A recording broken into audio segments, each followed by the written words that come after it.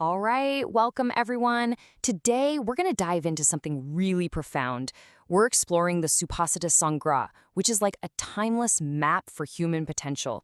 It's going to be a fascinating journey. So let's just start with this one absolutely foundational idea. Mana eva manusha nam karanam bandha mokshayo. It means the mind and the mind alone is the cause of our bondage and our liberation.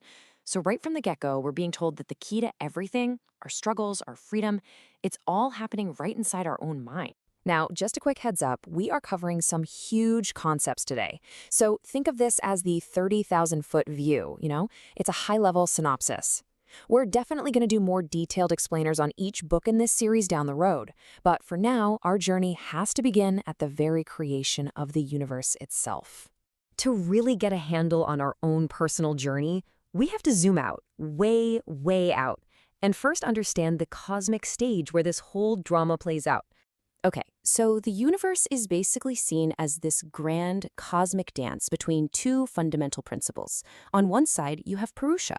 This is pure, untainted consciousness. It doesn't do anything, it just is. Think of it like the silent white screen in a movie theater. And then, on the other side, you have Prakrti. This is the dynamic, creative force. This is the movie itself, all the action, the color, the story, being played on that screen. So Purusha is the witness, and Prakrti is the entire show. Let's look a little closer at Prakrti, because this is a really important concept. It isn't just nature, like we think of trees and mountains. The name itself, prakaroti iti prakriti, literally means that which creates objects. So it's the engine of creation, yeah, but it's also the force of sustenance and even destruction. It's the whole shebang. It's what makes the entire universe manifest. So how does this creative force actually work? Well, it's composed of three fundamental attributes, or gunas. You can almost think of these as the primary colors of the mind. First, you have sattva guna, represented by white. This is all about purity, clarity, and introspection. Then there's rajaguna, the red. This is action, mutation, energy, change. And finally, you've got tamahoguna, the black. This is inertia, stillness, and stasis. Everything in the universe, including our own minds, is just a constantly shifting blend of these three forces. Okay, so that was the cosmic scale. Now, let's zoom all the way in. Let's come back from the universe to the individual, to you and me, and talk about the human dilemma, being trapped in a mental maze. So our mind isn't just one single thing. It's described as having 5 distinct layers, or koshas, kind of like a set of Russian nesting dolls. On the very outside, you have the kamaya kosha, the conscious mind that deals with the physical world. But as we journey inward, we go deeper, through the subconscious mind, the supramental mind, all the way to the very core, the Hiranmaya kosha, this beautiful, subtle, golden sphere of bliss. It's a map of our inner world, showing us there is so much more going on than just the thoughts on the surface. And stored within these mental layers, we find something called samskaras.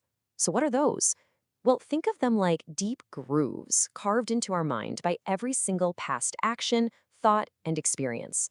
These grooves become our conditioning, our automatic reactions, our habits.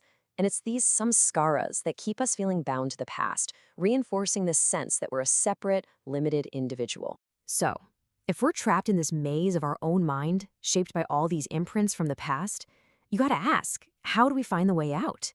Well, there is an answer, and it's through conscious, intentional practice. It's the path of sadhana. This practice is called sadhana, and really, it's the intentional journey of purifying the mind. It's the conscious effort we make to smooth out those deep grooves, to eliminate those binding samskaras. And what's the ultimate goal? It's the unification of our individual soul, the Atman, with the supreme soul, the Paramatman. Now, the sources describe a few powerful ways to approach this journey. There's Jnana Yoga, the path of knowledge, where you use your intellect to discern what's real from what's not. There's Karma Yoga, the path of selfless action, dedicating everything you do to the Supreme. And then there's Bhakti Yoga, the path of devotion, love, and complete surrender. But what's really beautiful is that the source suggests the highest path actually integrates all of these. It's one of absolute devotion that's infused with both knowledge and action. So we're on the path, we're doing the work, but what's the ultimate goal? Where are we going? What does it actually feel like to reach that destination and find that unity? Let's talk about the journey to unification. There's this absolutely beautiful Vedic illusion that I think illustrates this ultimate state of being just brilliantly. It describes two identical birds sitting on the same tree. Now, one bird is super busy. It's hopping all over the place, eating the fruits of the tree, all the sweet ones and all the bitter ones. It's completely caught up in life's joys and sorrows. But the other bird just sits there, perfectly still, simply witnessing everything. It's completely unaffected. The whole goal of the spiritual journey is to shift your identity, to realize you're not the bird that's eating the fruit, you're the one that's peacefully witnessing it all. And this is the supreme state of unification. It's where the mind, which is an object of perception, finally merges back into Purusha, the ultimate subject. That feeling of a separate I who is doing the knowing just dissolves into cosmic consciousness. The distinction between the knower and the known completely disappears. It's a return to a state beyond all limitations and dualities. Okay, I know this is some really abstract stuff. So the crucial question is, what does this all mean for you? How does this cosmic philosophy actually translate into our daily lives? Let's make it practical. So here are the key takeaways for your journey. First, try to see the divine in everyday things. Ascribe a sense of divinity to simple objects and actions. This practice helps with the next point, to withdraw your love and attachment from finite, temporary things and merge yourself in the whole. And of course, always remember that central idea. Your mind can be your cage, or it can be the key to liberation. Finally, you have to cultivate self-confidence. Believing I must have fulfillment isn't ego. It's the first step, the engine that powers you on the path of sadhana. Ultimately, this journey is yours. This ancient wisdom doesn't just give us a map, it hands us an invitation. If the entire universe is this incredible dance between consciousness and creative energy, then the only question left is, what steps will you choose to take? Because you're not just an observer of this dance, you are a conscious participant. The rhythm is yours to find.